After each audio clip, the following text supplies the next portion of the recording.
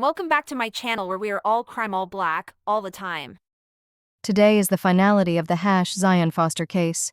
Jaylin Brazier was convicted of murdering his cousin Zion and then dumping her body in a garbage dumpster. He then proceeded to help the family look for her. This is the sentencing, and the last piece to close out his case and let baby girl finally rest in peace. Although her body was never found, we hope this brings her mother and family some form of closure. Please be respectful in the comments, and as always, checking your people. Can you hear me? Yes, sir. Okay. All right, ma'am, go ahead. If you could just direct your comments to me, please. Sure thing, Your Honor.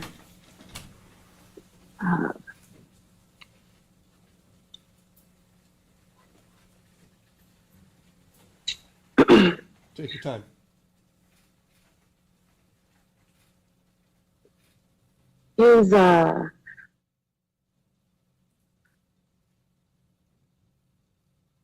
His mother will still be able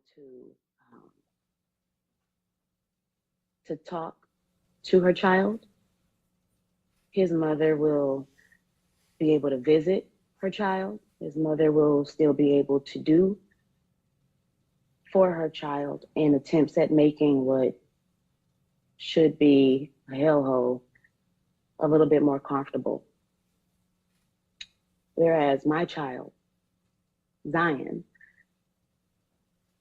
be visited. What would I do going to a landfill,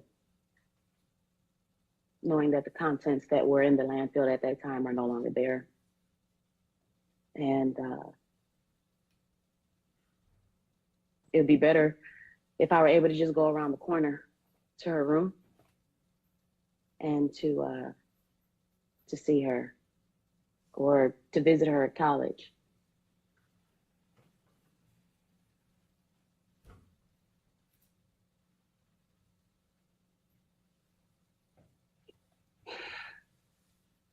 He lives and is grown and was able to start a family.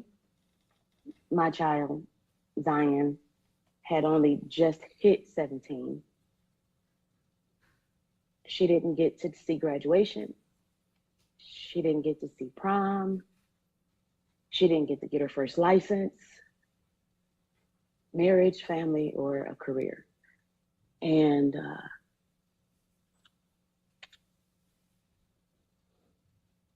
it would be different, I guess, if it were a sickness or something, but it's not. The convicted took all of that and more away. I want to stress that single parenting is always very hard, due to abuse and abandonment. It's brought a ton of fears and issues and things that I've had to deal with my kids. And, when you're in a situation like that, you often seek for someone that you can connect to. And that's what my daughter did. My babies and I have had deep trust issues. We have a very limited amount of people that we communicate with, and even less that we are actually connected to.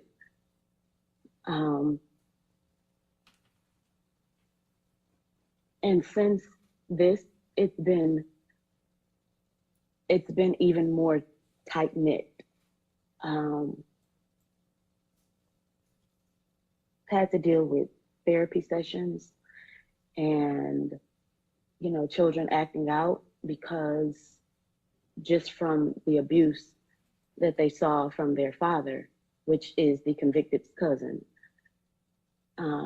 or the feeling of abandonment there.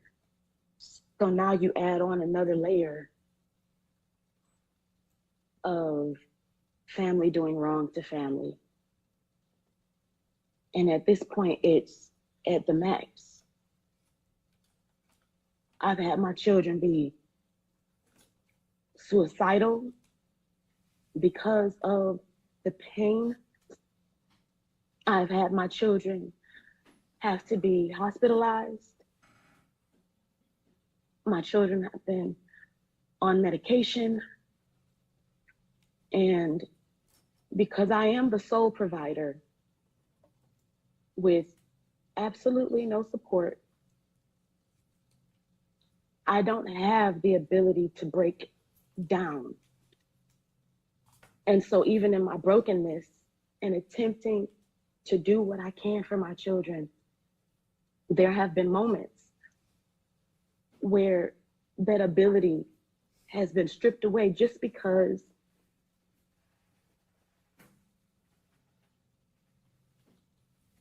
of his actions. I have 5 kids now instead of 6.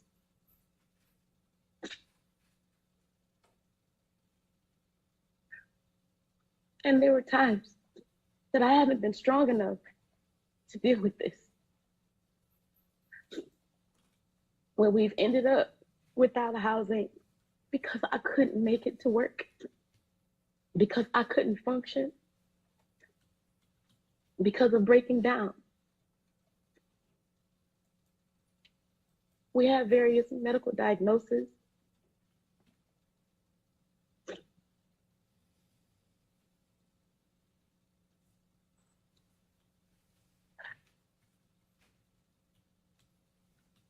And I hate to say that someone could have so much power to do such a thing and to cause such a weakness or to cause such a disability. But because of his actions,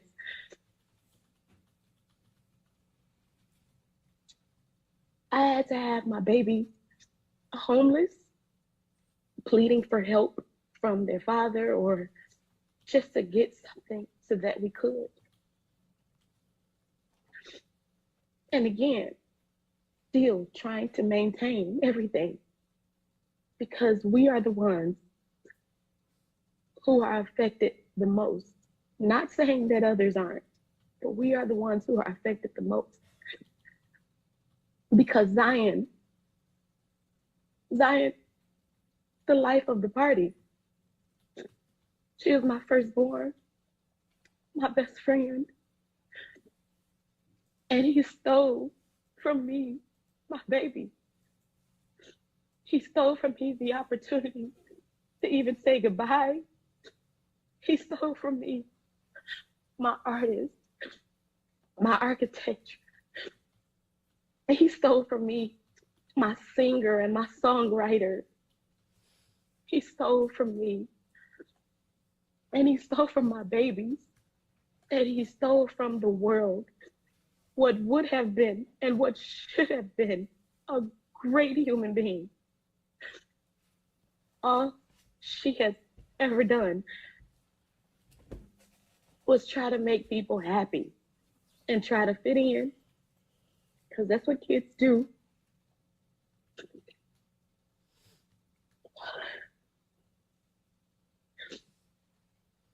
I've had 2 of them who failed in school. 1 dropped out. We got them back in. We, meaning my children and I, because they still want to grow. They still want to thrive. But Your Honor, it is hard. It is extremely hard to know that we have to wake up every day and see a belonging or a video pop up on our phone and know that we can't talk about the memory with her. We don't get to laugh and joke with her. We don't get to sing with her. We don't get to play with her. I don't get to know what she would be as an adult. I just know what she desired. My baby was an entrepreneur. Even at the age of 15 and 16, she had created her own website and was making her own little money and things. What more would she have done and what more would she have been? if she weren't snuffed out by the convicted. My baby boy is the one that actually has epilepsy. And he, in the very beginning, of course, because he just loved Zion, would reach out only for her. It took a year and a half for him to get better. He wouldn't eat food. He was accustomed to her. It's just a number of things. It's a number of things. I have boys, and they are angry. Angry. They're angry with the world. They're angry with family. They're angry at him.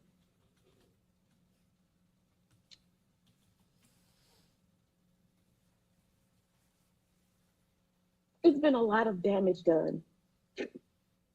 And it's not something that's able to be repaired because you can't undo what's been done. But I am pleading with the court that he get the max time.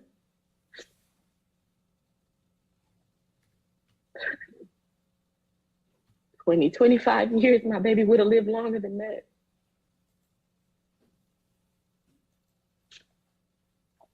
Anyway, the damage that's been done has been tenfold and more. And Zion doesn't get to see the daylight or the light of day.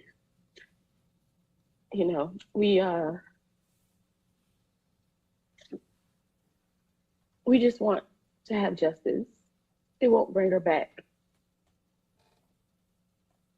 But at least it'll be known that you cannot do the things that he's done and get away with it and be tapped on the hand and told, no, no, no. That's all I'm asking. That's all I have to say. Thank you. Is anybody Thank else you. with you that likes to make a statement? My daughter Chosen was ready to, but she can't handle speaking to the court regarding him. So she did write something, and I believe that it was sent in. Yes. Will that be presented? I've seen it.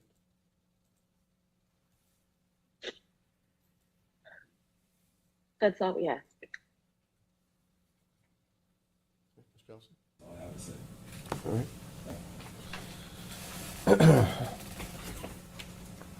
right. First, offense variable 19 provides only 10 points for interference with the administration of justice. As such, the guidelines do not adequately account for the numerous ways in which the defendant interfered in this case. At the outset of the police investigation, defendant told police that he did not see Zion Foster for months, even though the evidence clearly showed that on January 4th, 2022, defendant picked up Zion Foster from her home and brought her to his home. He even went so far as to tell police that Ms. Foster had a habit of running away because he had a poor relationship with her mother. While the defendant was incarcerated for lying to a peace officer, he used a prohibited cell phone to communicate with the mother of his children and ask her to do legal research on his behalf.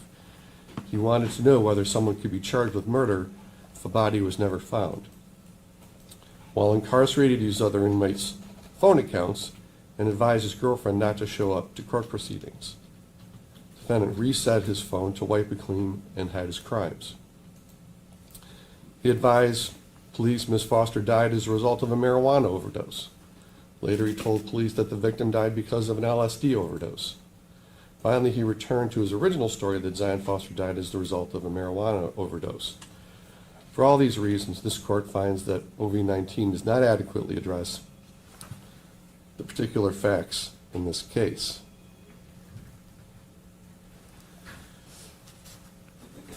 Second, the sentencing guidelines do not properly consider the defendant's lack of potential for rehabilitation.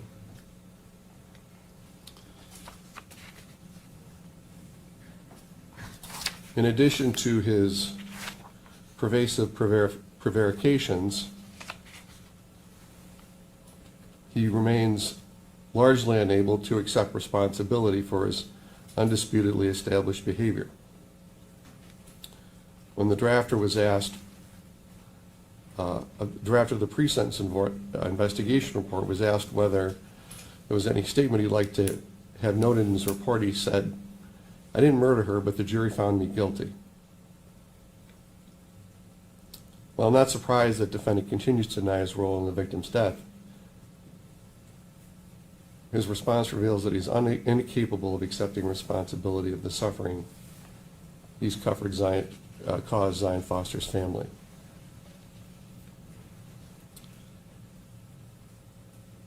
He's barely acknowledged that he should have called 911. He's not really acknowledged that he should not have put Zion Foster's body in a dumpster. And he's really not acknowledged that he should not have deceived law enforcement. His internet searches do not reflect concern for Zion Foster. Instead, they reflect that he was only attempting to learn ways to avoid taking responsibility. This case was not the act of an impetuous 16-year-old who was influenced by a group of his peers. He acted alone. Defendant's cold indifference and self-absorbed conduct leading up to Zion Foster's death through today made it clear that he's unlikely that he can be rehabilitated. Third, the relationship between the victim and the aggressor provides a reason to exceed the sentencing guidelines. Zion Foster considered defendant her favorite cousin, yet defendant only viewed her as a potential source of pleasure. He took advantage of her young age and naivete. Then after she became a liability, he disposed of her in a heartless manner. In exchange for her friendship, he made every effort to protect himself by lying to law enforcement and lying to Zion Foster's family. He did not call 911 for his beloved cousin, who he insists he did not murder. Instead, after it was clear that his lies were not leading law enforcement away from him, he called a lawyer and spoke to police, which he later regretted, to minimize his exposure to prison time. The victim in this case was not a rival. She was not someone who threatened him. She was not someone who provoked him. She was not someone who showed him disrespect. He coldly disposed of one of the greatest admirers. His greatest admirers, while his girlfriend was pregnant with their third child, was working the night shift, and his two young children were asleep in his home. Defendant deceived his girlfriend and left his children at home unattended. This case illustrates that defendant has no concern for anyone other than himself, including his closest family members. All of these facts lead this court to believe that the defendant has a poor chance for rehabilitation. As such, to ensure the protection of the community, a sentence that is longer than contemplated by the sentencing guidelines is warranted and necessary. Fourth, consecutive sentences are also appropriate in this case. The tampering involved the body of Zion Foster. The jury verdict reflects that it concluded that defendant disposed of the victim's body to conceal the way that he killed her, as well as to conceal the fact that he had killed her. The effort was followed by a torrent of lies to Ms. Foster's family and law enforcement. Defendant's admission that he disposed of Zion Foster's body to police weeks after her murder was part of an ill-conceived attempt to avoid taking responsibility for Zion Foster's death, especially considering his changing stories about the cause of her death. So for these reasons, the defendant is sentenced to 38 to 90 years with a consecutive sentence of 5 to 10 years on count 2 with credit for 356 days served. You're to pay a crime victim's assessment in the amount of $130. You're to pay court costs in the amount of $1,300. The State Court Administrator's Office has determined that $1,300 is the average cost of this court if a case proceeds through it, and to cover salaries and benefits for court personnel, goods and services necessary for the operation of the court, and necessary expenses for the operation and maintenance of court buildings and facilities. But first, the young man convicted in the death of his teenage step-cousin is closer to going to prison for dozens of years. Thank you for joining us today. I'm Glenda Lewis. And I'm Simon Shaquette. Jaylin Brazier learning his punishment today. Brazier will spend 43 to 100 years behind bars after being convicted of second-degree murder and tampering with evidence. The 25-year-old became the center of the investigation into Zion Foster's disappearance. The teen reported missing in January of 2022, the search for her body lasting months. And 1 year ago this month, her step-cousin charged in her death. Today, for the first time, Brazier spoke in court. 7 News Detroit reporter Darren Cunningham at the Frank Murphy Hall of Justice with Brazier's plea to the judge and one-on-one interview with Zion's mother. The soonest Jaylin Brazier will be out of prison and a free man is when he is 67 years old. His sentence brings a sense of satisfaction to Zion Foster's mother. Up to 100 years. Up to 100 years. Justice served. Justice for Zion Foster. 25-year-old Jaylin Brazier sentenced to 43 years minimum and 100 years maximum with credit for close to 1 year served.